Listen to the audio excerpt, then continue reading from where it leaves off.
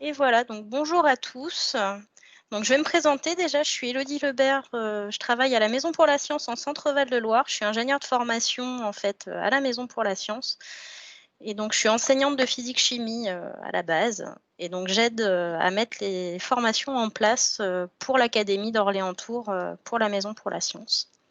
Je vais laisser Basile se présenter.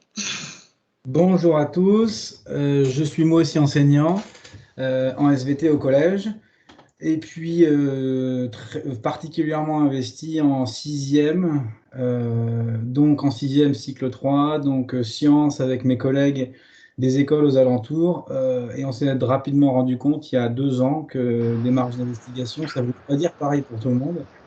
Donc on a creusé un peu et c'est ce qu'on va vous raconter. Voilà. Veuillez le revoir. Donc voici le diaporama. Vous allez voir, ça va être le but, c'est que ce soit vivant. Je ne veux en aucun cas que ce soit directif et vous dire la manière dont il faut parler, dont il faut faire, etc. Je voudrais juste quand même rappeler que l'enseignement des sciences, je crois qu'on s'en rend compte, hein, que ce soit climat, que ce soit malheureusement attentat, que ce soit Covid, vaccin, il est capital. Alors juste bien sûr pour comprendre le monde dans lequel on vit et surtout pour que nos élèves, nos enfants, etc., puissent avoir un esprit critique pour pouvoir le comprendre. Alors, ce que je voudrais bien comprendre avant de nous lancer dans le vif du sujet, c'est que la démarche d'investigation, c'est une pédagogie, mais il en existe plein d'autres. Le but aujourd'hui, c'est de faire vraiment une focale sur cette démarche-là pour lever tous les doutes qu'il peut y avoir. Mais en aucun cas, je le répète, je voudrais que tout le monde ne fasse que ça, que ça, que ça. Ça n'est pas du tout l'objectif. On va juste faire un tout petit. Je te laisse, Elodie, pour faire les bonnes pratiques. Alors pour que le webinaire se passe au mieux, en fait, vu que certains ont pas toujours un très bon débit pour recevoir toutes les données, je vous invite à couper vos webcams. Je vais faire de même, je vais juste laisser Basile avec sa webcam, vu que c'est lui votre interlocuteur principal. Coupez vos micros quand vous ne prenez pas la parole, donc vous verrez on vous donnera la parole si vous avez des questions. Si je repère des questions dans le chat, vous pourrez bien sûr intervenir. N'hésitez pas. Et on vous invite donc du coup à passer plutôt par le chat pour poser vos questions dans un premier temps que je compilerai et donc que je pourrai transmettre à Basile vu que lui ne voit que le PowerPoint qui défile. Donc c'est vraiment pour que ça se passe dans les meilleures conditions pour tous.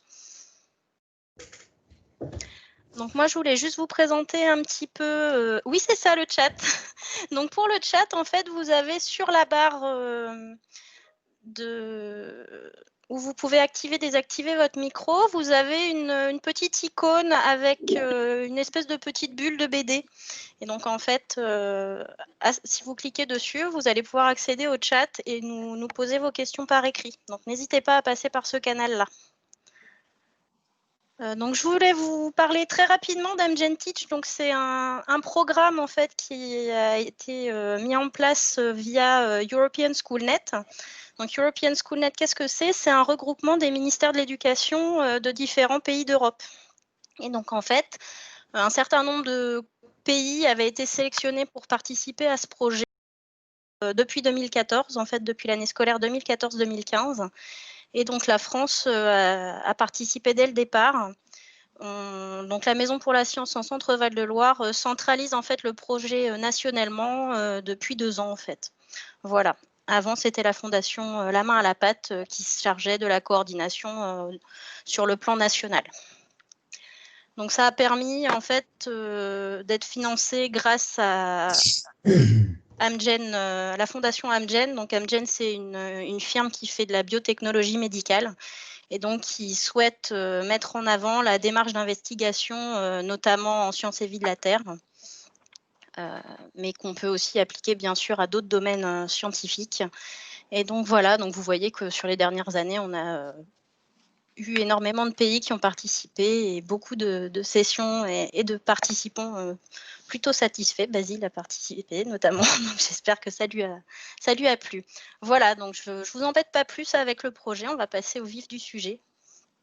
Alors, j'y vais. Je voulais quand même commencer par la fameuse enquête PISA qui a fait beaucoup parler. Alors moi-même, j'étais un peu sceptique et puis j'ai un peu creusé la chose. En fait, pour replanter le décor, PISA, c'est donc une enquête qui est faite tous les 3 ans dans les 36 pays de l'OCDE. Finalement, c'est des pays qui sont assez comparables d'un point de vue socio-économique et le but, ni plus ni moins, de cette enquête est de classer les systèmes éducatifs. Et on s'est rendu compte qu'en sciences, la France était à la traîne. Et évidemment, dans les programmes est écrit le terme démarche d'investigation. Évidemment, on pense donc que la démarche d'investigation n'est pas efficace. Alors, j'ai un petit peu creusé la chose. Je reprends les propos de Pierre Léna, qui est un des fondateurs justement de la main à la pâte, qui a dit que deux choses. La démarche d'investigation, on va y revenir juste après, à partir d'un problème jusqu'à une résolution, l'élève met en place une stratégie qui peut être longue. Et PISA, les réponses des élèves, c'est soit l'élève a raison, soit l'élève a tort. Donc en fait, on ne valorise pas forcément toute la démarche, premièrement. Et d'autre part, la démarche d'investigation, c'est quelque chose qui peut, et c'est vrai, être obscur pour des enseignants, collège, de primaire. Donc, ce qu'il faut savoir, c'est que si elle n'est pas forcément bien enseignée, alors elle est clairement contre-productive. Donc, je voudrais essayer vraiment d'apporter quelques petites lumières pour qu'on s'y sente bien, parce qu'en fait, vraiment, faire de la science, c'est utile aux élèves, et quand on le maîtrise, c'est même assez sympa quand on est enseignant de le faire. Alors oui, ce qu'on observe aussi, et ça c'est un phénomène qui est de plus en plus fréquent en France actuellement, il y a un déclin des vocations scientifiques. L'indicateur extrêmement simple, c'est le nombre de diplômés en sciences dans l'enseignement qui s'érode d'année en année.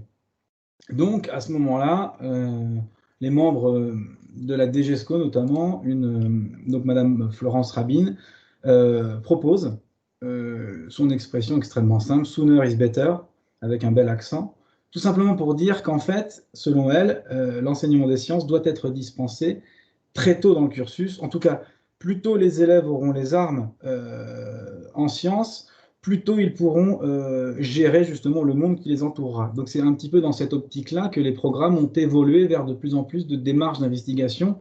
Alors si je fais un bref rappel de l'historique de la science à l'école, ça commence il y a longtemps, hein, en 1882 déjà, on nous parle de leçons de choses, très belle idée finalement. La leçon de choses reposait sur le voir pour comprendre. Dans les écoles, il y avait des musées naturalistes. Dans les écoles, les élèves faisaient des sorties botaniques. Le but du jeu était vraiment de partir de l'environnement proche de l'élève pour pouvoir essayer d'en extraire des lois. C'est une démarche inductive.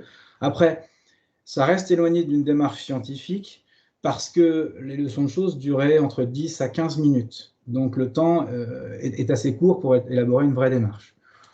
On passe alors je fais un énorme saut dans le temps, en 1969, dans les disciplines d'éveil, donc chez les petits, on nous parle du questionner, on questionne pour comprendre. Alors là, clairement, apparaît le mot question, et on va se rendre compte que la question, le questionnement est un élément absolument fondamental de la démarche d'investigation. Donc ça, je veux dire, ça apparaît petit à petit. Après, ce qui est vrai, c'est que le questionnement, pour ne pas que les élèves s'éparpillent, il reste très dirigé par l'enseignant. On continue en 84 avec l'apparition de la technologie, donc on va dire que c'est une science expérimentale en plus, avec la science, avec les SVT et les physique-chimie, tout simplement comme un besoin d'adaptation à la société, l'industrie, l'informatique, etc., nécessite l'apparition de cette nouvelle matière. Alors là, ça fait partie quand même d'une date charnière, en 1987. Alors en 1987 apparaît le concept de situation-problème. C'est d'ailleurs un concept qu'on utilise la plupart d'entre nous encore aujourd'hui, parce que très simple à comprendre. Si on résume en 2 mots, le but de la situation-problème, c'est une insatisfaction dans la tête de l'élève qui naît de son environnement proche et qui soit source de motivation pour essayer de résoudre cette insatisfaction. Si on y adjoint une démarche scientifique, alors on commence à se rapprocher de la démarche d'investigation qui apparaît en 2016, donc justement dans la fondation La Main à la Pâte, qui a été promu par Georges Charpak, donc c'est quand même pas n'importe qui, ce monsieur qui est un physicien, qui a été nobelisé en physique-chimie, souhaite redonner ses lettres de noblesse à la science en aiguisant la curiosité des élèves, en les rendant véritablement acteurs. Et c'était justement le but de la Fondation La Main à la Pâte, de faire rayonner les sciences expérimentales à travers cette démarche d'investigation. Il obtient, je dirais, presque gain de cause, puisque en bas, là, tout en bas, dans les BO de 2000, puis de 2002, puis de 2008, et enfin même dans le socle, première mouture jusqu'au dernier socle, qui est notre outil de travail en 2015, apparaît le terme démarche d'investigation. Donc ça, c'était vraiment un constat qui me semblait important. Et très rapidement, avant de continuer, localement, alors là, moi, je vais vous parler de mon histoire personnelle. Dans mon collège, donc il y a 3 ans, oui, je crois que c'est ça, on voudrait mettre la démarche d'investigation en place. Et déjà, je me rends compte eh bien, qu'entre la SVT, la physique et la techno, on n'est pas d'accord. Moi, je parle d'hypothèses. En techno, mon collègue va parler de prototypes. Il y en a qui vont parler de cahier des charges. Mais nos collègues instit, professeurs des écoles, eh bien, eux ne parlent pas forcément non plus le même vocabulaire pour cette démarche. Alors, c'est évident. Ceux qui ont une formation initiale qui n'est pas scientifique, on peut comprendre qu'ils ne se sentent pas compétents pour animer une démarche d'investigation, et puis alors encore plus, les établissements primaires et secondaires sont parfois très éloignés. Donc on s'est dit, ce qui serait peut-être bien, c'est qu'on essaie donc tous de se mettre d'accord, et c'est des petits témoignages comme cela que je voudrais eh bien, aborder aujourd'hui. C'était tout pour cette approche historique, et je voudrais qu'on rentre dans le sujet en vous montrant justement une démarche d'investigation qui est faite. Alors celle-ci, elle est faite. Là, les photos qu'on va vous montrer, c'est un public d'adultes. Moi, je l'ai faite avec mes 6e. Et puisqu'on est dans le témoignage, ma propre sœur, qui est enseignante en primaire, l'a fait avec ses CM1. Donc, cycle 3, cycle 4, voire même formation pour adultes, cela fonctionne. Élodie, tu me coupes quand tu le désires. Alors du coup, on a une première question sur la différence entre démarche d'investigation et démarche scientifique. Ah bah oui, ça c'est évident, c'est normal. Alors, la démarche, c'est vrai que c'est pas simple et on a souvent les deux termes. Ce qu'il faut savoir, c'est que la démarche scientifique et la démarche d'investigation, ça correspond finalement à la même chose. Simplement, le domaine de la démarche d'investigation, c'est dans le scolaire. On va enquêter sur quelque chose qui est déjà connu, mais c'est vraiment la stratégie de l'élève pour résoudre ce problème qui va nous intéresser, alors que la démarche scientifique, donc elle sera articulée de la même manière, c'est ce qu'on va voir après, mais c'est plutôt réservé aux scientifiques qui, eux, essayent de découvrir des théorèmes, des inventions, des choses comme ça. Donc on va dire que c'est la même chose, mais une est appliquée à l'école, l'autre est appliquée dans le monde de la recherche, parce que les finalités sont juste différentes. Je ne sais pas si je réponds à la question. François aimerait rajouter quelque chose. Oui, bonjour à tous.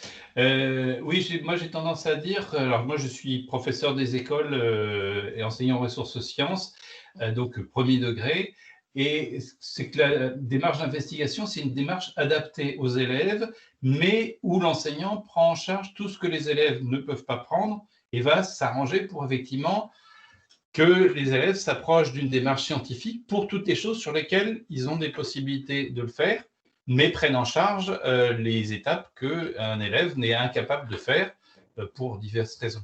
Donc, c'est une démarche adaptée à la pédagogie. Donc, on est quand même plus dans la pédagogie que dans la démarche scientifique pure et dure.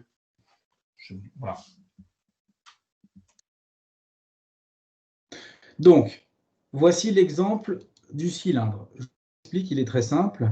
Tout d'abord, on montre aux élèves cette photo.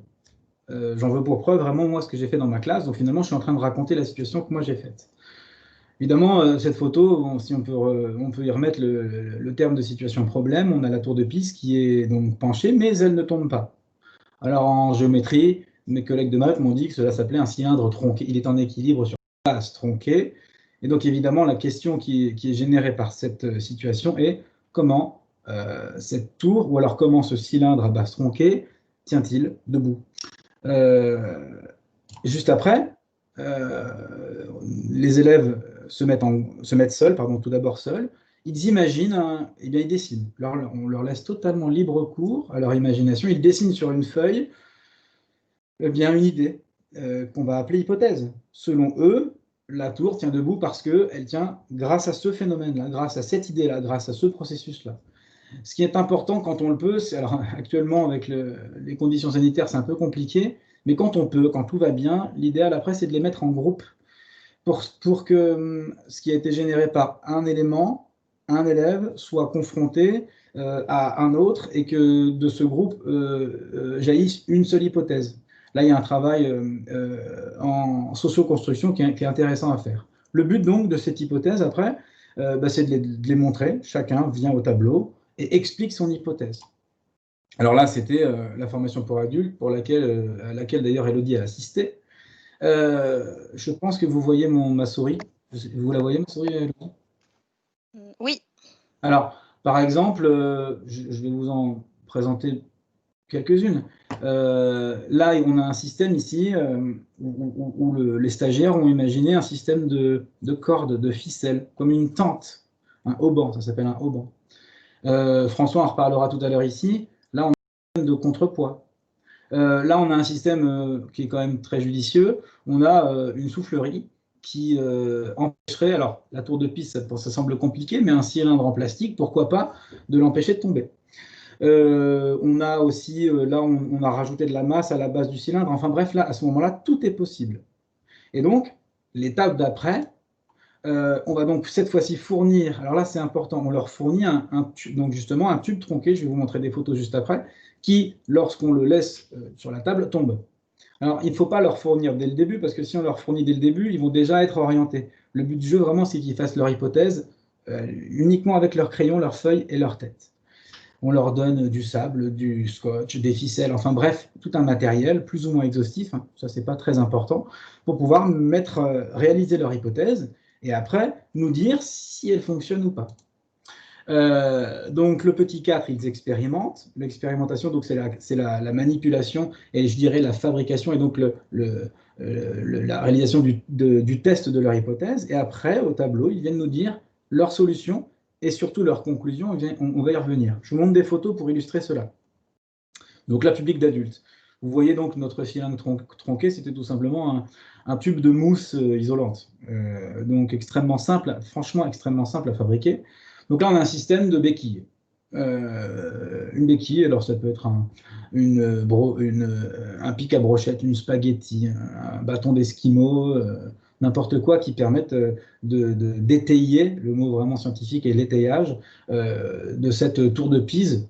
Première hypothèse. Alors cette hypothèse-là surgit très souvent. Vous avez ici donc un modèle qui fonctionne. Un autre système qui arrive souvent, c'est le système de l'ancrage. Alors cette fois-ci, on va jouer sur le substrat. J'entends par substrat le sol. On va venir planter le tube tronqué pour que le sol puisse l'empêcher de tomber, le maintenir en équilibre.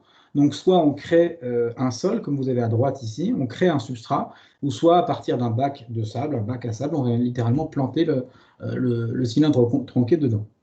Donc ça aussi, ces deux premières hypothèses sont quand même les deux hypothèses les plus souvent trouvées par les groupes. Je vous parlais tout à l'heure du système de haubanage. Bon, il est ici mis en évidence.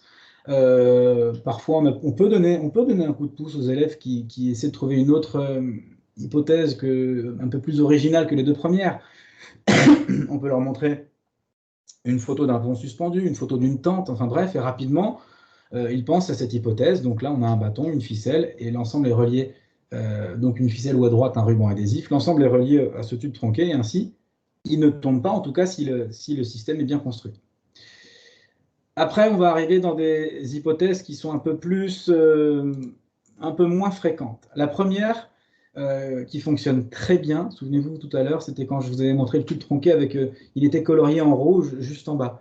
Et bien ici, les stagiaires ont pris un marteau, ils ont retourné le marteau de manière à mettre la masse du marteau en bas, à la base, et ainsi, physiquement, d'abaisser le centre de gravité, et donc d'abaisser le point d'équilibre, et donc de maintenir en équilibre, en tout cas si la masse est suffisante, le tube tronqué. Donc là, on abaisse le centre de gravité. Alors ici, c'est les plus rares, c'est arrivé très rarement. On a, alors dans le jargon, on va dire augmenter la surface de sustentation. si on veut sortir du jargon, c'est exactement la même chose que quand nous sommes sur nos skis et que nous nous penchons en avant et que nous ne tombons pas. En fait, on crée à l'avant, en tout cas dans le sens de la chute, on crée une surface qui nous porte et qui nous soutient, qui est plus importante. Et donc, quand on se penche dessus, eh bien, c'est cette surface qui nous permet de rester en équilibre. Donc, augmentation de la surface de sustentation. Rapidement est paru une fois le système de tutorage. Donc, bon, bah là, exactement le même principe que nos plants de tomates. Un tuteur qui vient soutenir le tube tronqué. Et donc, si je résume, alors je n'ai pas mis le tutorage dans ce résumé, dans ces 5 solutions. Pardon, vous avez à gauche, donc on peut jouer sur l'ancrage au sol, on peut jouer sur l'étayage ou le système de béquille. Alors là, le vocabulaire, on peut l'adapter à nos élèves, bien sûr. Sur le système de haubanage, donc la masse vers le bas ou l'abaissement du centre de gravité. Et si on ne veut pas se lancer dans l'augmentation de la surface de sustentation, on peut dire une grande surface au sol. À ce moment-là, donc les élèves, ou en tout cas les stagiaires, en expliquant leur manipulation, nous disent voici ce que l'on a fait, notre tube est tombé. Si notre tube est tombé, j'en déduis donc que mon hypothèse n'était donc pas bonne. Je dois donc dire que je ne la valide pas, on va donc dire que je l'invalide. À l'inverse, notre tube fonctionne avec notre expérience, notre hypothèse de départ était donc bonne. C'est bien ça, en fait, la démarche d'investigation. Et je reviendrai donc sur l'articulation vraiment de toutes ces étapes juste après. Une fois qu'on a fait ça, ce qui est important, c'est de changer de contexte. Donc là, on a vu des notions d'équilibre au niveau de la tour de Pise. Eh bien, on va littéralement changer de contexte. Et cette décontextualisation va permettre d'ancrer ces connaissances chez nos élèves. Je vous montre, par exemple, après, eh bien, on leur parle des arbres, puisque vous comprenez bien que l'enjeu de l'équilibre chez les arbres est fondamental. Or, qu'est-ce qui permet aux arbres souvent de tenir en équilibre? C'est tout ce qui est près du sol ou dans le sol, à savoir le tronc et les racines. Donc là, en fait, souvent, ça amène beaucoup de débats et des discussions, mais finalement, c'est sain. On leur donne des photos, et pour chacune des photos, les élèves doivent les replacer dans les 5 solutions. Alors, parfois, évidemment, vous le comprendrez, il y a une photo qui amène vraiment un débat. Cela peut être dans 2, voire même 3 solutions. Ce n'est pas ça le problème. Le but, c'est de comprendre à partir d'une photo de quel type de solution ai-je à faire.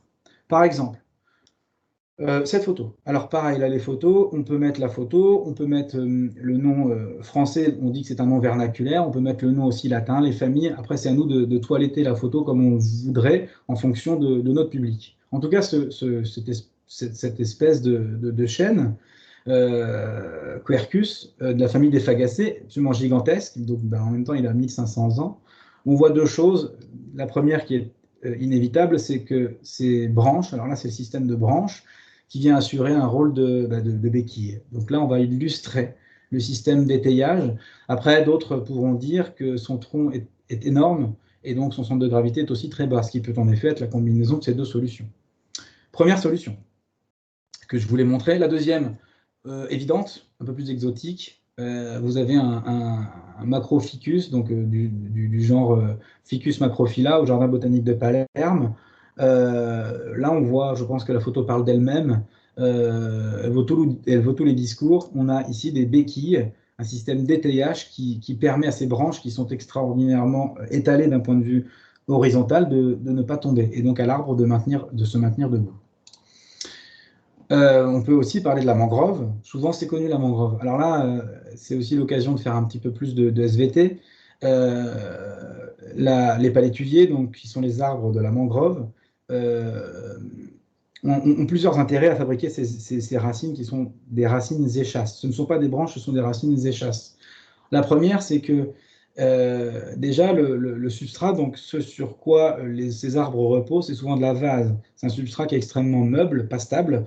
Donc on va augmenter le nombre de racines et ainsi augmenter la surface d'appui sur le sol.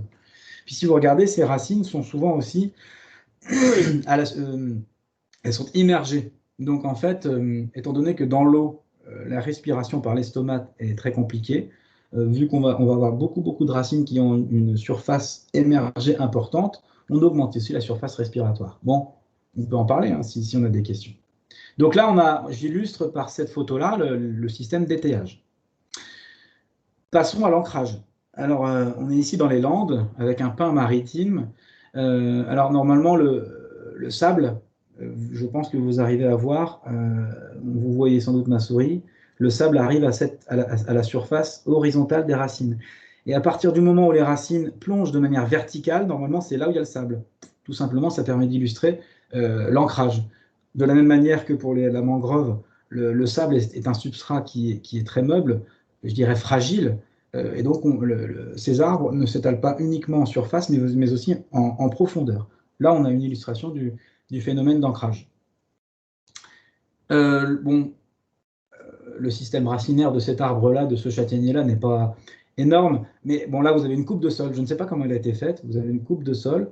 Bon, l'avantage de cette photo-là, c'est qu'on voit véritablement comment le système racinaire vient puiser, alors à la fois des ressources minérales pour l'alimentation de l'arbre, mais aussi puiser de la surface pour pouvoir s'étendre et ainsi se maintenir en équilibre.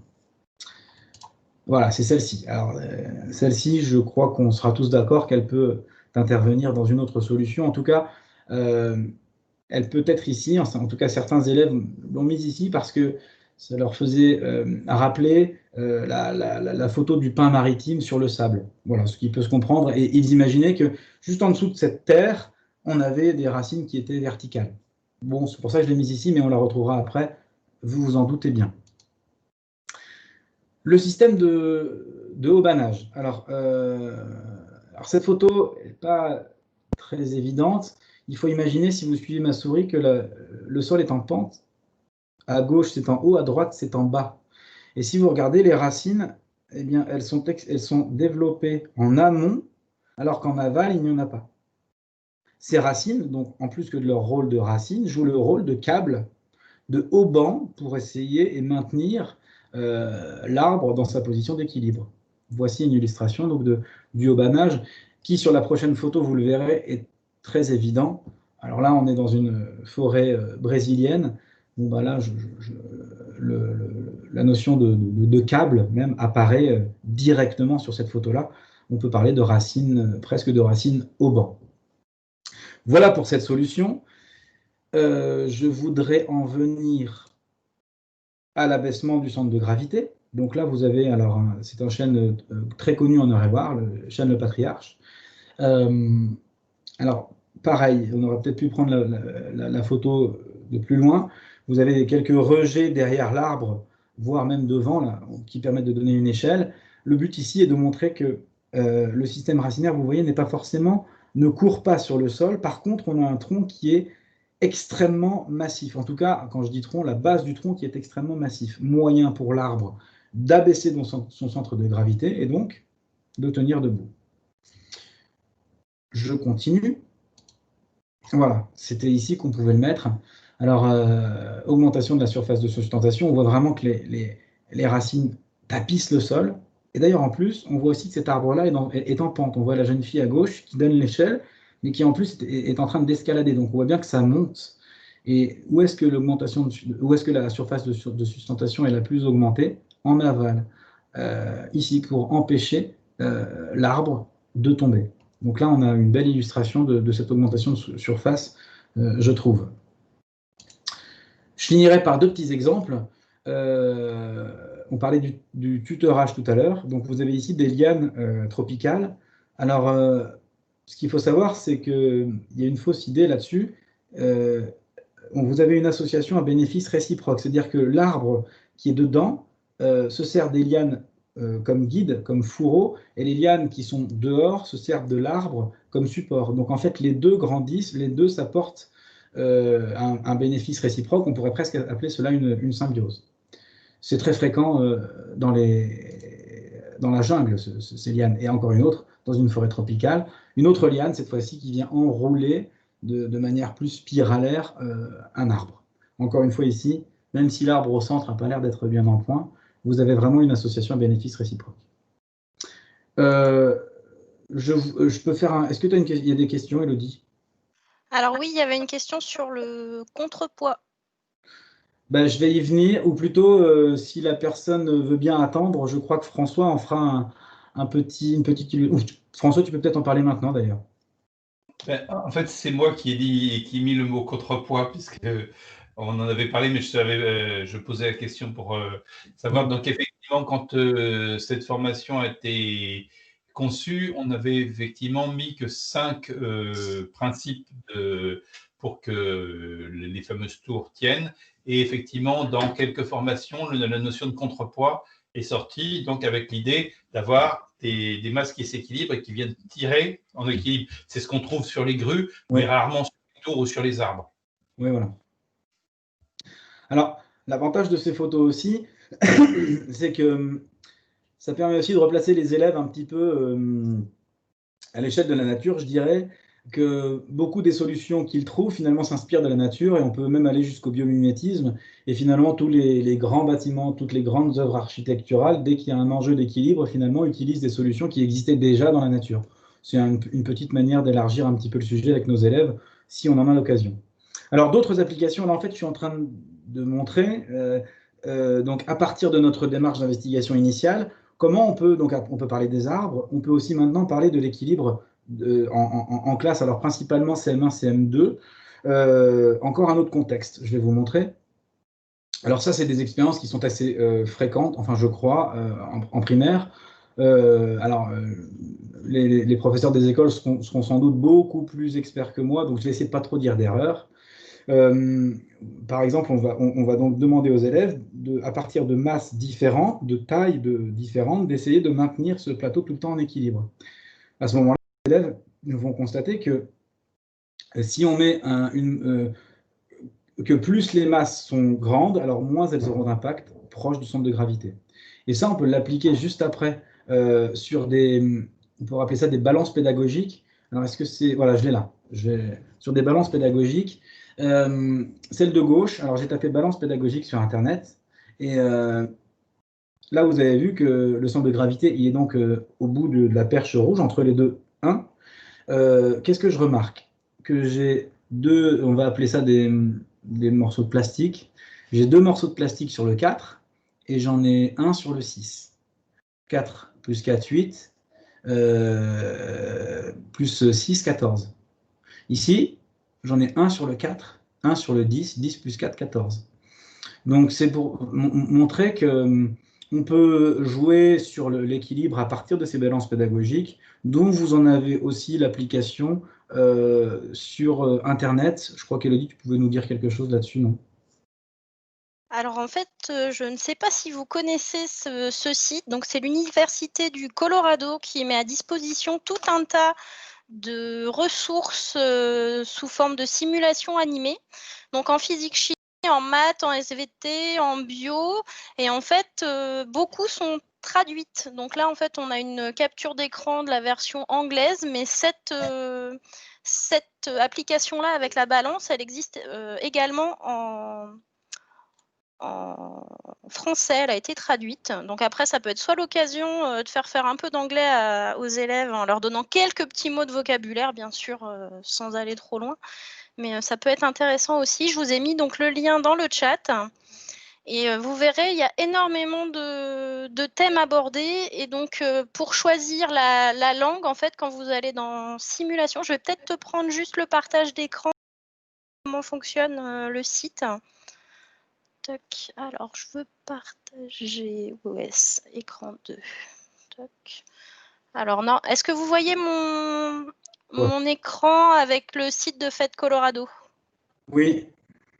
Donc, en fait, quand vous arrivez sur ce site-là, en haut, vous pouvez sélectionner les simulations, donc soit par discipline, soit toutes les simulations. Donc là, par exemple, si je mets toutes les simulations, je vais les avoir dans toutes les langues qu'ils ont choisies. Et donc, vous pouvez choisir par niveau scolaire. Donc, pour l'élémentaire, le collège, le lycée. Et bizarrement, je ne sais pas pourquoi, pour choisir la langue, c'est lieu. Donc, je préférais vous le montrer. Donc là, par exemple, si je choisis le français qui se trouve ici, ça m'a filtré, ça m'a mis les 156 réponses qui sont possibles pour les simulations en français, sachant que certaines n'ont pas forcément beaucoup de texte, donc même si elles ne sont pas traduites, elles peuvent être utilisées. Je fais rentrer une nouvelle personne dans la salle et j'arrête mon partage d'écran. Et alors, attends. Je recommence. Et donc, elles sont téléchargeables, vous pouvez les récupérer. Il y a différents formats parfois. Donc, n'hésitez pas, c'est une mine d'informations. Et là, vous voyez le mien, Elodie, tu confirmes? Là, on voit le diaporama. Donc, je continue sur l'équilibre en classe. Chose que je sais que des collègues font. Vous prenez des binômes d'élèves. On les met dans ces positions-là, par exemple, rapidement. Bien, alors, évidemment, peut-être que c'est peut-être à l'enseignant de le faire et pas à d'autres, pour pas que ça parte à l'envers. Je dirais, quels sont les élèves qui sont les plus stables? On peut peut-être leur demander, puis après tester, et on se rendra compte que les élèves de gauche sont les plus stables. Pourquoi? Parce que si vous regardez en bas, on appelle ça le polygone de sustentation. Donc, si on a utilisé ce terme-là avant, à ce moment-là, on peut le réutiliser ici. Il est plus grand que ceux de droite, et s'il est plus grand, c'est leur centre de gravité qui va aller plus en bas, et donc qui va les maintenir plus en équilibre. Donc ça, c'était encore un autre exemple de décontextualisation qui permet d'ancrer cette démarche, ou plutôt les résultats, les conclusions de cette démarche chez les élèves. Un tout petit peu de théorie, ce ne sera pas long. Bah justement, il serait peut-être temps qu'on parle de toutes les étapes de la démarche d'investigation dont on vient de présenter les briques. Tout à l'heure, on a commencé par observer la tour de Pise, qui était penchée. De cette observation naît la question, comment cette tour de Pise fait-elle pour tenir debout? Les élèves, seuls puis en groupe, ont dessiné des hypothèses qu'ils ont ensuite testées, expérimentées. Et c'est là que c'est très, très important. Le résultat, qui est donc, je me rends compte que ma tour de Pise est tombée. À ce moment-là, la conclusion devra être de dire mon hypothèse était donc fausse. À l'inverse, ma tour de Pise a tenu debout et donc mon hypothèse était bonne. Alors là, c'est très très important.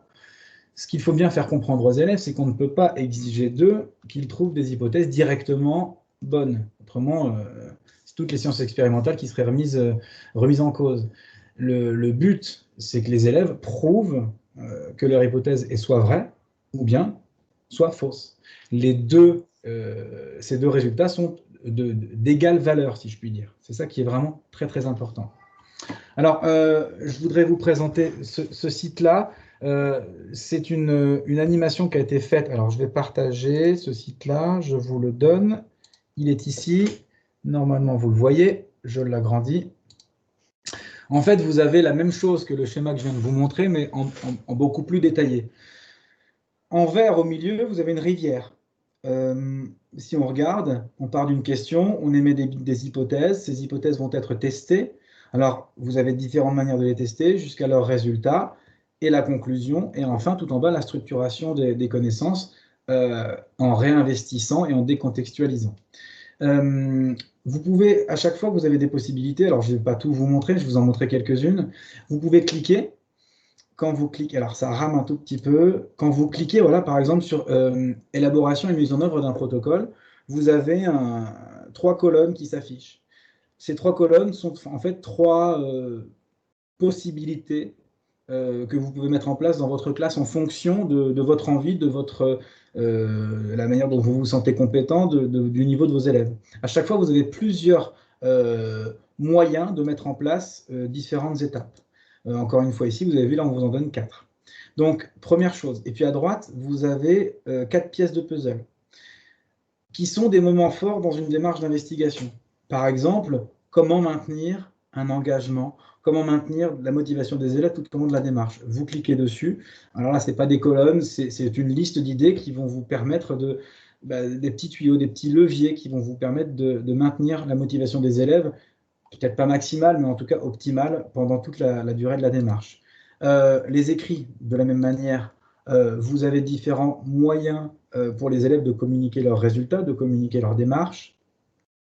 Et puis après, voilà, comment les élèves peuvent confronter leurs idées au départ dans le groupe, quand ils sont seuls, puis quand ils arrivent à plusieurs. Et enfin, ça, je voudrais y passer un tout petit peu plus de temps, la structure des investigations. Alors ça, c'est très important. Est-ce que c'est utile de faire une démarche de A à Z? Pas forcément. Parfois, vous pouvez être un petit peu dirigiste sur la démarche et prendre beaucoup plus de temps sur l'étape expérimentation. Parfois, vous pouvez laisser les élèves entièrement autonomes. Parfois, vous pouvez de temps en temps faire une démarche dirigée et assez rapide, et plus tard dans l'année en faire une beaucoup moins guidée. Bref, tout est possible. En tout cas, ce qui est important, c'est bien que les élèves comprennent qu'il y a toutes ces étapes-là qui existent. Voilà. Donc là, cette pièce de puzzle structuration des investigations me semble importante parce qu'elle permet de donner des pistes pour nous, les enseignants, pour pouvoir nous aider à mettre en place cette démarche d'investigation. Alors, je continue. Alors, Basile, je voulais juste ajouter, moi, que j'ai rajouté le lien vers cette ressource dans le chat. Si vous voulez récupérer le lien pour accéder aux documents, n'hésitez pas. Et François voulait ajouter quelque chose aussi. Vas-y, François. Oui, juste une chose, c'est que cette démarche d'investigation-là, donc Basile en parle au niveau des sciences, mais il y a une chose qui est très importante dans toute la pédagogie, c'est des implications au niveau de la citoyenneté, c'est-à-dire accepter qu'on peut se tromper, que ce n'est pas une défaite de se tromper, qu'il n'y a pas de… Voilà, dans ce genre de choses, ben oui, parfois on a essayé quelque chose et ça n'a pas marché, et c'est absolument important que nos élèves acceptent de se tromper. Notamment, la France est championne de PISA pour les non-réponses à des questions dans tous les domaines, parce qu'effectivement,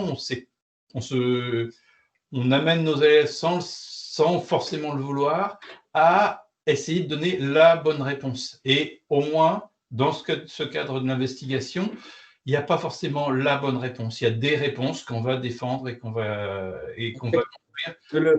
Ça sera un investissement dans toute la pédagogie. Oui. Le droit à l'erreur, c'est exactement ça. Alors la suite est bientôt la fin. Alors là, un mini laïus, mini, parce que je pense que les programmes, on a dû, il n'y a pas très longtemps, en tout cas en sciences, les éplucher par rapport à la réforme. Je voulais juste dire que déjà en cycle 2, on parle de questionner le monde, et dans l'historique que j'ai fait au début de la présentation, la notion de questionner le monde était déjà apparue. Mais si je fais un bref rappel dans les programmes du cycle 3, vous remarquez que nous sommes ici à la page 183, juste comme ça. Hein. J'ai fait recherche de mots, donc CTRL F, j'ai tapé démarche scientifique, technologique, démarche d'investigation, j'ai vu où est-ce que ça me menait, et je me suis rendu compte que dès le chapeau de présentation des sciences et technologies en cycle 3, on nous parle ici de mise en œuvre de démarches scientifiques et technologiques, découverte de l'histoire des sciences et technologies, développer la curiosité, la créativité, la rigueur, l'esprit critique, etc. Donc c'est présent dans nos programmes, et j'ai pris un exemple, tout simple. On est cette fois-ci rendu à la page 192. Tout en haut, expliquer l'origine de la matière organique des êtres vivants et son devenir. On nous parle de relier les besoins des plantes vertes et leur place dans les réseaux trophiques. Déjà, besoin des plantes vertes, là-dessus. Alors, il y a plein d'idées, mais une démarche d'investigation là-dessus est peut être facilement mise en place. Comment les végétaux font-ils quels sont leurs besoins? Comment font-ils pour grandir? La lumière, ils ont besoin de terre, ils ont besoin de température. Bon ben, expérimentons et allons voir où est-ce que cela nous mène. Il y a un moment aussi, on nous parle de la levure. Eh bien, comment fait-on du pain? Ben, quel est le rôle de la levure? Ah, ben, on met de la levure, on ne met pas de la levure, on compare. Il y a vraiment plusieurs moments dans la scolarité, donc dans le cycle 3, peut-être même avant, en tout cas je vais vous en montrer une vidéo juste après, où on peut justement mettre en place des démarches d'investigation. C'était un mini rappel sur les programmes parce que je ne veux surtout pas, être dirigiste. Justement, pour répondre à la question tout à l'heure de quelle est la différence entre la démarche scientifique et la démarche d'investigation, ben, la main à la pâte, ils ont peut-être eu une bonne idée, ils ont parlé d'enseignement des sciences fondé sur l'investigation. Ils ont un peu mélangé, ce qui est plutôt pas bête. Alors, c'est un lien que vous pourrez aller voir. Vous avez ici un petit livret, un vademecum, qui vous rappelle toutes les bases de l'enseignement, toutes les modalités, tous les points de parcours qui sont indispensables pour la démarche d'investigation. Et surtout dessus, vous avez des outils pour vous évaluer, pour évaluer les élèves sur la manière dont cette démarche est mise en place. Et je pense qu'Élodie, tu peux peut-être rajouter 2-3 choses. Alors, on retrouve beaucoup de notions, notamment de la schématisation autour de la démarche d'investigation et de l'enseignement des sciences fondées sur l'investigation. Et en fait, ce qui est intéressant, c'est que comme nos élèves, on n'a pas forcément la même façon d'appréhender les différents schémas. Et le fait de proposer 3 schématisations pour expliquer la même démarche, le même phénomène, ça permet à chacun de trouver celle qui lui correspond le mieux et celle qu'il comprend le mieux, comme on peut le faire parfois avec nos élèves en leur faisant faire eux-mêmes leur carte mentale, etc. Et on vous propose en fait toute une partie donc, sur les notions de base, les grandes étapes, etc. Vous avez un lien avec le document qu'on vous a présenté avant, le Geniali, qui réexplique les différentes étapes de la démarche.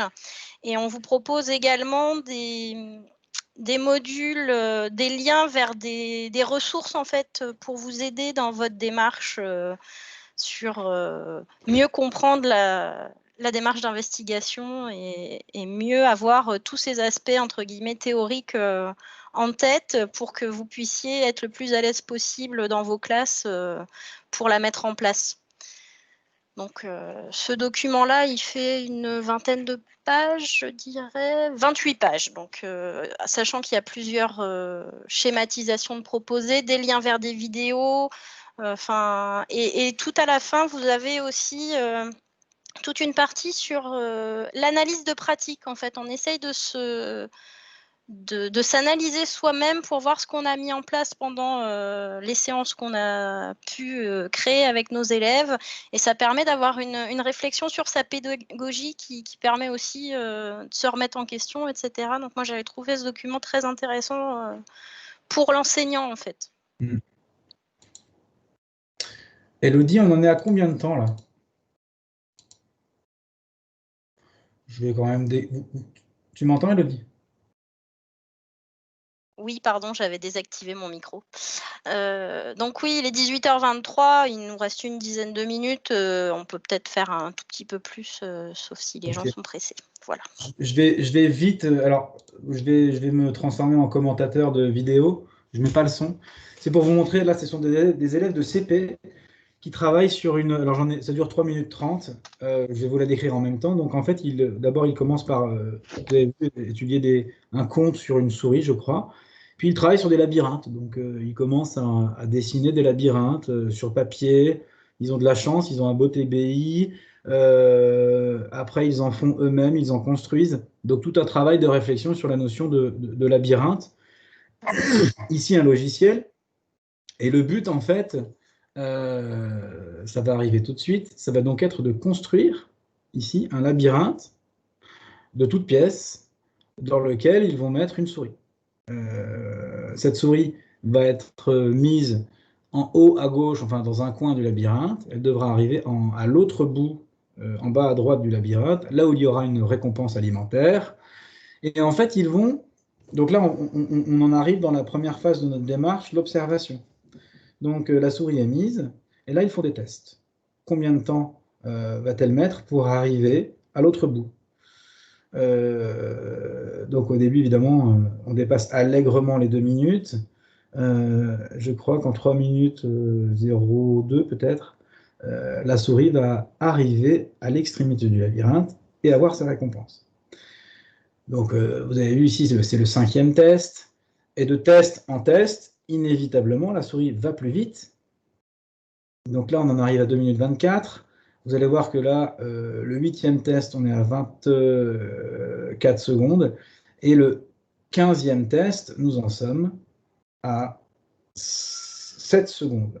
Évidemment, de ces observations naît une question. Comment la souris fait-elle pour aller aussi vite? Oui, pardon, ici, donc les élèves utilisent leur magnifique tableau interactif pour pouvoir faire des graphiques et se rendre compte que la souris va de plus en plus vite. Et donc, je les laisse arriver jusqu'à la question, comment la souris fait-elle pour aller de plus en plus vite? On en arrive donc à l'étape hypothèse. Les élèves imaginent par eux-mêmes deux hypothèses. Et je pense que c'est les deux hypothèses que nous aurions aussi.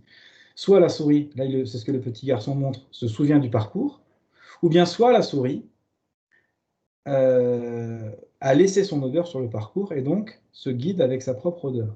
Ils vont donc tester ces hypothèses en expérimentant ces hypothèses et tous ensemble, ils co-construisent une idée d'expérimentation. Ils refont le même labyrinthe, exactement le même labyrinthe, sauf qu'il est entièrement neuf. Autrement dit, le paramètre odeur n'existe pas. Donc si la souris va à la même vitesse, c'est qu'elle aura retenu, sinon c'est que c'est l'odeur. Et vous avez vu là d'ailleurs, c'est vraiment un exemple de démarche d'investigation où l'enseignant a une posture qui est quand même assez dirigée pour maintenir tous les élèves avec lui. Donc ils refont un labyrinthe, le même, donc c'est exactement le même, sauf que toutes les pièces sont neuves, et hop, là, la souris met 9 secondes, autrement dit, exactement à 2 secondes près, le même temps que lors des premiers essais. L'hypothèse retenue est donc, enfin, le résultat elle va de plus en plus vite, l'hypothèse retenue est que l'odorat n'est pas valide, tandis que la mémoire est validée. Voici une démarche d'investigation faite de part en part par des élèves de CP. Alors vous avez vu, je crois que c'était en 2011, donc ça commence à dater, mais en tout cas, ça fonctionne. Voilà. Et alors, on vous a mis le lien vers la ressource, vers la vidéo et toute l'exploitation qu'ils en font sur le chat. On a une question qui met la notion de graphique en CP n'est-elle pas un peu compliquée? Je pense aussi, c'est peut-être l'enseignant qui avait un outil numérique qui voulait rentabiliser, mais en effet, la notion de graphique pourrait ici être escamotée, je pense sans aucun problème, évidemment. Je vais finir par une autre démarche. Il y a beaucoup de texte en dessous, mais finalement, je vais vous la raconter. C'est un autre exemple, hein, c'est encore une fois pour vous donner d'autres exemples directement faisables en classe. Et celui-ci, d'ailleurs, il est faisable clé en main, vous verrez plus tard. On constate sur la Lune des cratères de tailles différentes. Alors oui, il y a quand même un prérequis, deux choses.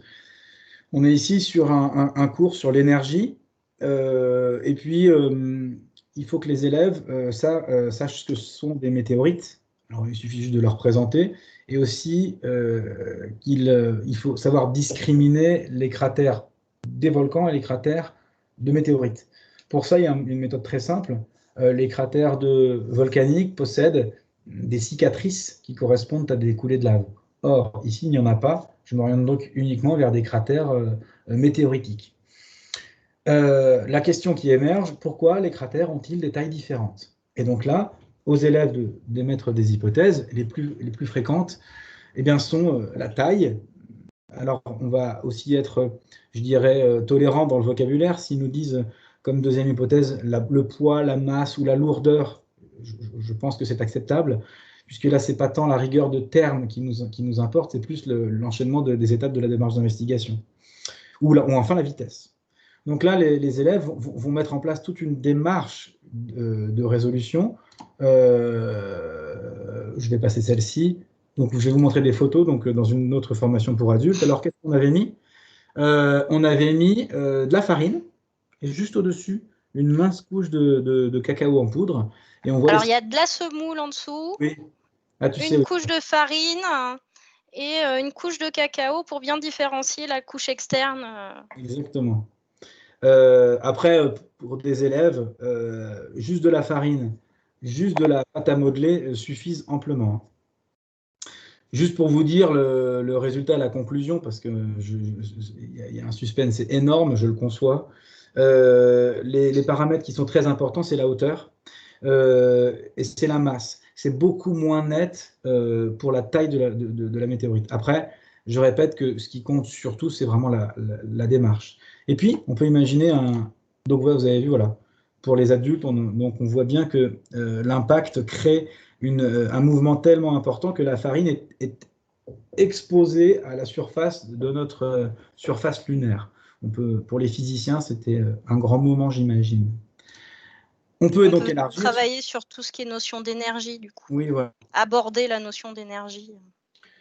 Et donc, à chaque fois, on a dit que c'était important de changer de contexte. Alors, on va me dire, on ne change pas forcément, puisque cette fois-ci, on va parler des cratères de la Terre. Mais néanmoins, on est en tout cas plus sur la même planète, si tant est que la Lune était une planète d'ailleurs. Sur Terre, en fait, on peut parler aux élèves donc des cratères de la Terre.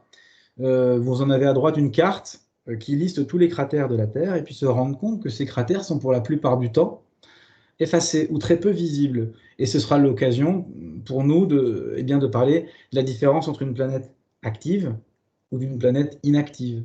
La Terre est une planète active, le cycle de l'eau, la tectonique des plaques font que la surface terrestre est renouvelée à peu près tous les 150-180 millions d'années, ce qui fait que nos cratères disparaissent. Et de conclure, ça peut être un moment intéressant, notamment en primaire, sur active, vivante, est-ce que c'est pareil, est-ce que c'est pas pareil, enfin bref, on peut continuer. Et je crois que me concernant, c'est fini presque. Voilà, si vous avez envie d'aller creuser sur l'activité, vous avez sur le lien en haut la vidéo, donc vous avez le lien ici en URL, sinon vous cliquez sur la vidéo. En bas, vous avez pareil, sinon vous cliquez sur l'activité. Vous avez l'activité qui est clé en main. Après, à vous, à nous de l'adapter en fonction de nos besoins, mais ici, elle est vraiment clé en main. Donc là, pareil, les deux liens sont dans le chat. Et donc, on a une question. Arrivez-vous à valoriser la démarche par rapport aux résultats? Ah ben bien sûr. Il suffit. Alors, je ne sais pas comment est-ce qu'on note en primaire, en tout cas au collège, on note en compétences. Il y a des compétences qui sont tout simplement réaliser un protocole, réaliser une démarche scientifique. Il suffit juste de flécher notre évaluation sur la stratégie de résolution et moins sur le résultat, parce que finalement, le résultat qui compte pour l'élève, c'est de prouver que son hypothèse était bonne ou pas. Je veux dire, le résultat, je ne sais pas si je me fais comprendre, mais le fait d'avoir, dès le départ, émis une hypothèse qui était bonne ou pas, ça ne compte pas du tout. Ce qui vraiment compte, c'est la démarche. Donc, à nous de flécher notre évaluation sur la démarche.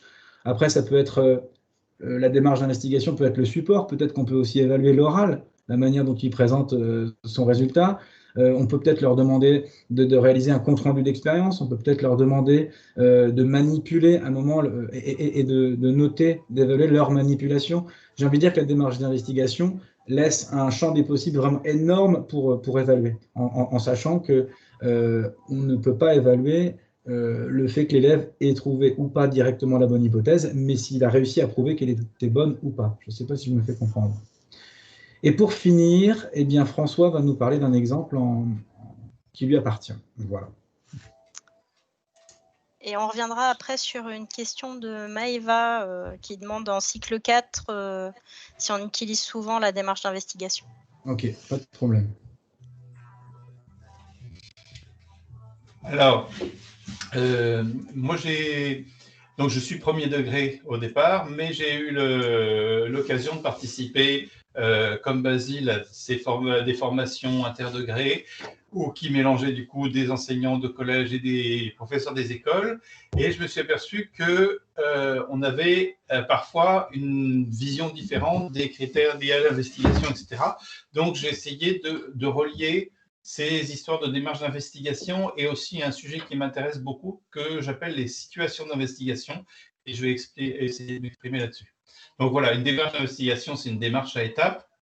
Et il y a Jean-Michel Rolando, que vous connaissez sans doute, qui parle de questions signifiantes. D'une certaine manière, la démarche d'investigation, c'est savoir partir d'une question signifiante, une question qui a du sens pour les élèves, pour construire des compétences et des connaissances à partir de diverses étapes. Voilà. Et là, on n'a pas encore dit quel degré d'autonomie les élèves pouvaient avoir là-dessus. On est sur quelque chose, on a un canevas général. Mais les élèves ne sont pas forcément autonomes sur leur situation, mais on essaie d'avoir des moments où ils sont autonomes, donc des moments où on peut laisser les élèves face à des supports, que ce soit documents ou des objets, et où l'enseignant, une fois que la question est posée, peut momentanément se reculer un petit peu, être moins actif. Et là, on ne répond pas on résout pas toutes les questions là-dessus. On résout ce qu'on appelle chez Jean-Michel Rolando des questions, et puis chez d'autres, des questions productives, des questions qui génèrent de l'activité chez les élèves, qui leur permettent d'être relativement autonomes et d'avoir quelque chose qu'ils peuvent trouver toutes seules. Et du coup, la question se pose, c'est finalement, dans une démarche générale d'investigation, quand est-ce qu'on va mettre, à quelle étape de la démarche, à quel moment de la démarche, on va mettre des élèves en situation d'investigation, en situation d'être relativement autonome et de chercher tout seul, et dans quel cas on va donner des instructions, on va dialoguer avec eux, on utilisera d'autres modes pédagogiques. Donc effectivement, on a d'un côté une démarche plutôt didactique générale d'essayer d'arriver à construire des connaissances de manière raisonnée. Et puis après, on a effectivement le fait de développer chez les élèves une autonomie, une capacité de créativité. Et ça, on va pouvoir se focaliser parfois sur le problème posé, parfois sur sa reformulation, sur des hypothèses, sur les manipulations, etc. Mais en tout cas, voilà, l'investigation, on a toujours à choisir à quel moment on fait de l'investigation. On met les élèves en situation de recherche autonome, en situation d'investigation, et à quel moment on les guide un peu plus. Voilà. Et du coup, on peut avoir dans les deux cas deux biais possibles. Un biais que j'ai souvent rencontré plutôt chez des enseignants de second degré, sachant que ce n'est pas une attaque du tout, qui est de bien respecter des étapes de la démarche, mais sans que les élèves soient forcément très autonomes sur les choses.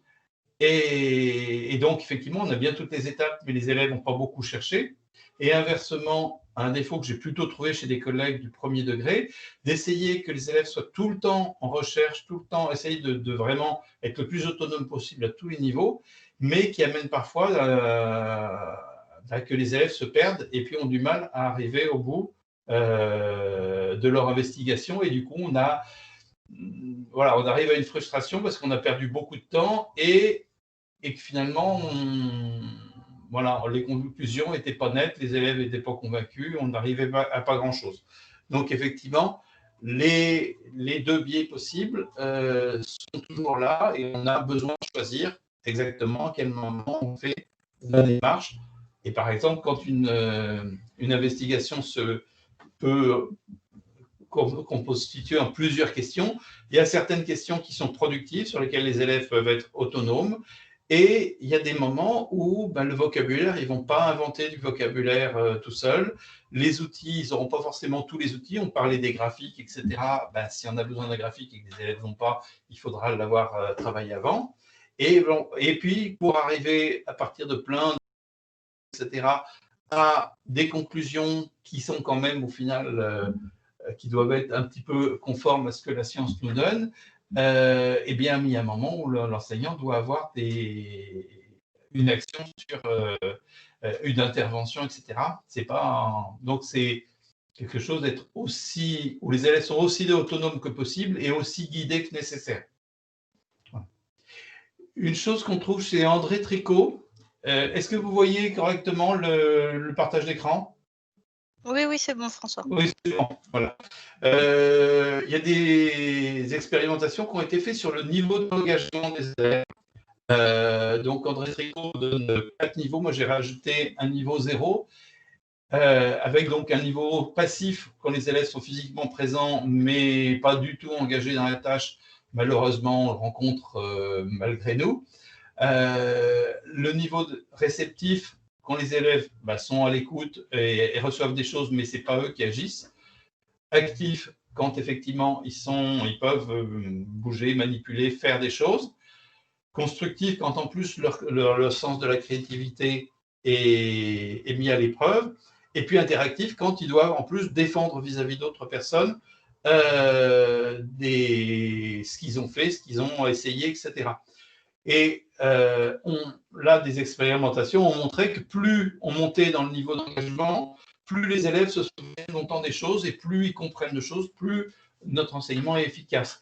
Et on voit bien que la démarche d'investigation, dans cette logique de niveau d'engagement, nous amène à trouver un certain nombre de situations où les élèves sont engagés ou très engagés et de limiter les moments où ils sont passifs. Voilà. Et puis, une chose, Basile parlait tout à l'heure de logique inductive et de logique déductive.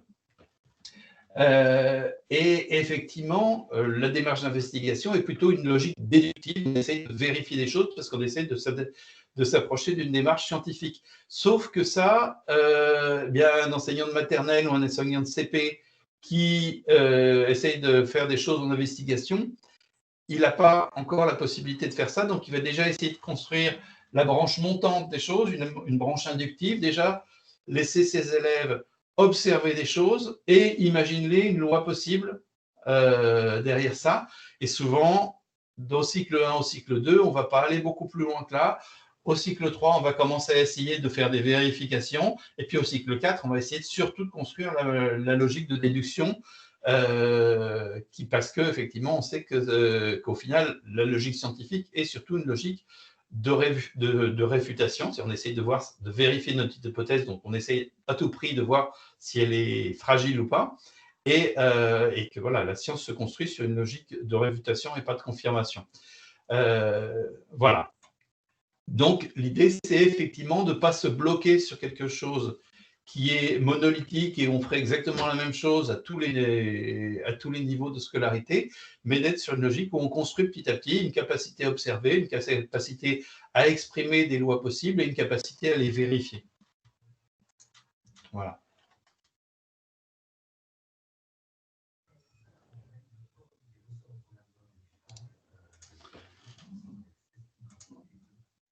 Voilà, j'essaie de revenir devant la réunion. Ben, je vais peut-être conclure. J'ai 2 trucs à dire. Alors, tu veux peut-être repartager le diaporama s'il y a des questions, peut-être qu'il faudra qu'on revienne dessus. Ouais, je vais le repartager. Il faut que tu enlèves ton partage d'écran, je pense, François. Merci. Non, mais je voulais juste dire que pour moi, il y a quand même 3 points clés. Premièrement, il faut se sentir à l'aise. Il faut complètement désamorcer les freins s'il y en a, parce que, je veux dire, une démarche d'investigation, ça doit être fluide. Et j'espère qu'on a réussi, en tout cas, je suis pas j'ai pas envie de convaincre, j'ai envie de montrer que ça peut fonctionner. Deuxième chose, que vraiment, ce qui est important pour l'élève, ben, c'est de manipuler, c'est qu'il soit acteur vraiment de sa démarche. Et enfin, je vais dire un mot un peu jargonneux, mais qui est très important. Tout à l'heure, j'avais dit auto, socio, construction. C'est vraiment très important que les élèves commencent seuls, notamment dans leur hypothèse, et après qu'ils échangent, parce qu'en fait, la science, c'est quand même pas non plus tout le temps très cloisonné, voire ça ne l'est pas. Travailler en équipe, c'est aussi très important. Donc, je commence seul, je me confronte à mes pairs, et après, on essaie de trouver une solution et de présenter une hypothèse commune. Voilà pour moi. Et je répète, hein, le but, ce n'est pas de faire que ça tout le temps, mais au moins d'essayer, voir si ça vous convient, et si ça vous convient, d'en refaire d'autres. Voilà. Il y avait une question pour le cycle 4. Est-ce qu'on fait beaucoup de démarches d'investigation en cycle oui, en cycle 4. En tout cas, au collège, clairement, la 6e est très adaptée à la démarche d'investigation. Après, alors, pourquoi? Parce que moi, dans mon collège, j'ai des demi-groupes, et là, on ne va pas se cacher, il est évident que d'avoir des effectifs allégés ou des petites classes se prête beaucoup plus à de la manipulation et à de la démarche d'investigation. Dans les autres niveaux, moi, je n'ai pas de groupe, donc peut-être que je n'en fais pas des complètes, mais en tout cas, j'en fais des briques, et ces briques, je les réunis à la fin pour reformer la démarche dans son ensemble. Voilà pour cette question-là. Me concernant, écoutez, je dois vous dire que j'ai fini.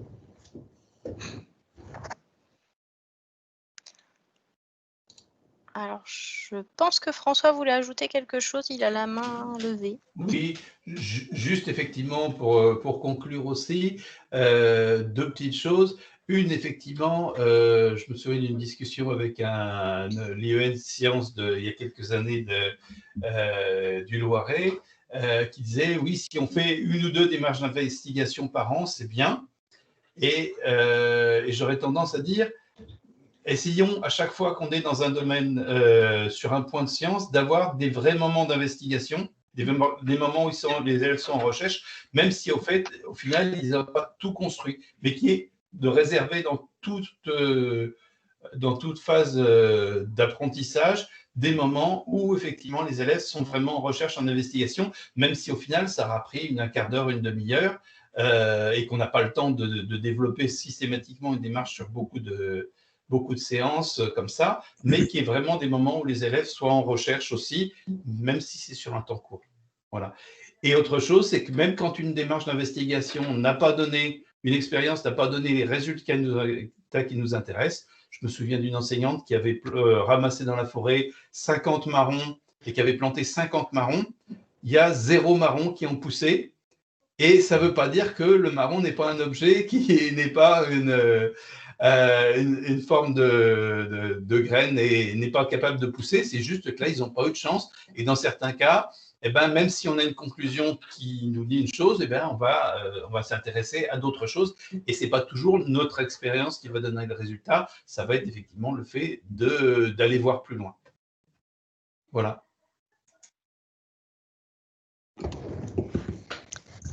Est-ce que vous avez des questions du coup?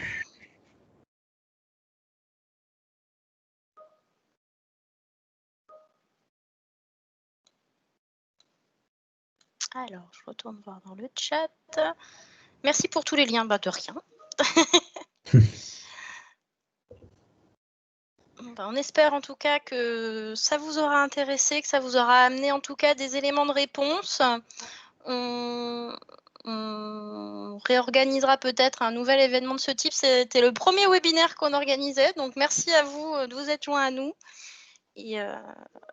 Et donc, j'enverrai donc aux inscrits le diaporama probablement demain sous forme PDF. Comme ça, vous aurez tous les liens, etc. Voilà. Ben, merci à tous. Merci beaucoup. Merci beaucoup à vous et bonne soirée à tous.